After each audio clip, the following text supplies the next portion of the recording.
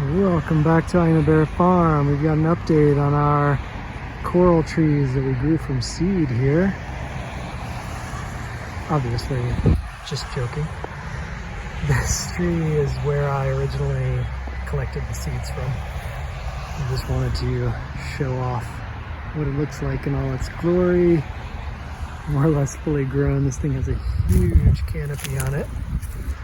It's got some really nice flowers. It's not fully in flower right now, but we can see some of the flowers here. It's really quite a sight when all the tree is blooming. Check out the trunk here and the branching. Huge tree. This one's been here for a while, but nitrogen fixer, fast grower. Might not take an entire lifetime to get to a size like that. But now I'll take you on a real update on how ours are doing. Hang tight. So here is one of the ones we actually grew from seed. So it's been about a year, just about. And this one's done pretty well. The height is approaching about 3 feet. Still a lot of soft tissue growth there, and still has its thorns, which it'll lose later on. One thing with this one is you can see the original trunk was here, and then that died back almost all the way at the ground, which caused it to split into 2 separate trunks. And I've noticed with quite a few of them that they died back in the winter, and some of them came back really strong in the spring, and some didn't. I'll show you an example of one or two that didn't come back this well. So we've got, I can't remember how many we planted in all, maybe 12 to 15. And there's quite a few that are about this height, and then there's quite a few that are about half this, and then there's a few that are very stunted. This is like what the original from seed looked like. So this seed went in about a month ago. So you can see they shoot up fast. A couple things to keep in mind. It is a nitrogen fixer, and the way that I plant pretty much all of my nitrogen fixers is that I just stick them in the ground. I don't put any kind of fertilizer in there. I usually don't even really water them much, except after maybe the first couple of weeks to get them established. I do cut the grass around them and just kind of pile that up around to hold in the moisture. But some of these nitrogen fixers, if you take too good a care of them, they'll actually grow way too fast. And they'll put on a ton of really soft, heavy growth and then just snap. Any kind of wind will break them, and that you may not end up getting like the shape of a tree that you really prefer, and then in some cases it'll kill the tree, bring in disease or something. So I actually find it good to just be a little more patient.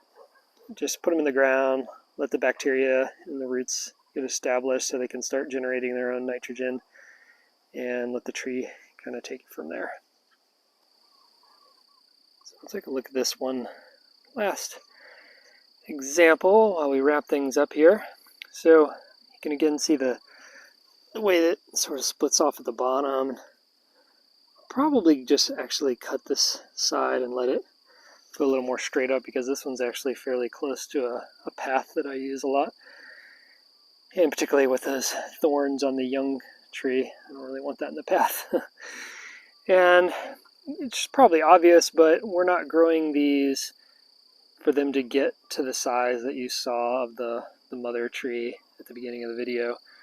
These are being used as support trees in our food forest. And so just beyond this tree, you can see like a ground cover of perennial peanut.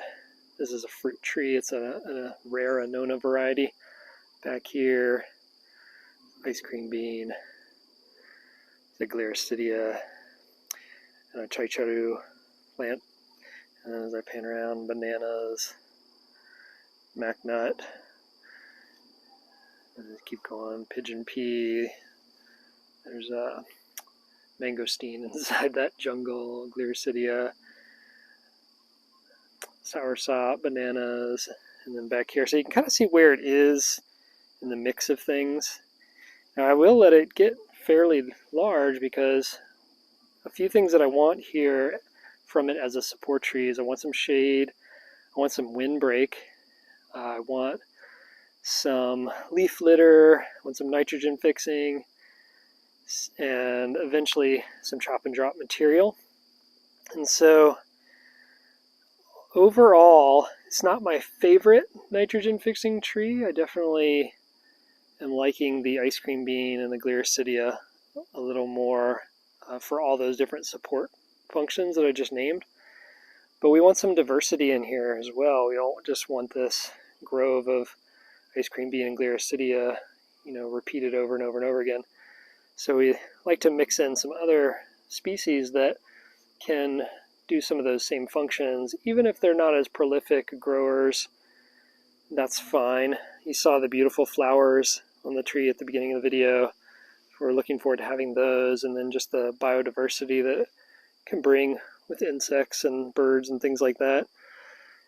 And, just some aesthetic diversity as well, so that you really get the feel like you're in a forest as opposed to a human-made orchard or something like that, where everything is very repetitive and kind of boring. But I'm pretty happy with the growth overall. I really think that it's a tree that once it gets established, it'll really take off.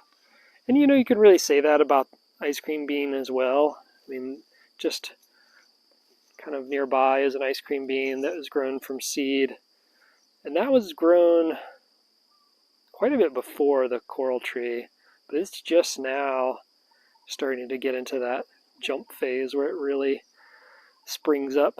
So overall, pretty happy. We look forward to seeing how they continue to mature, and then we'll start to kind of shape them into the right shape that we want, sort of guide around the path, create that windbreak, but not get too out of control. You don't want a situation where we have such a huge tree that if we ever need to cut it down, it's going to risk smashing our other nearby fruit trees.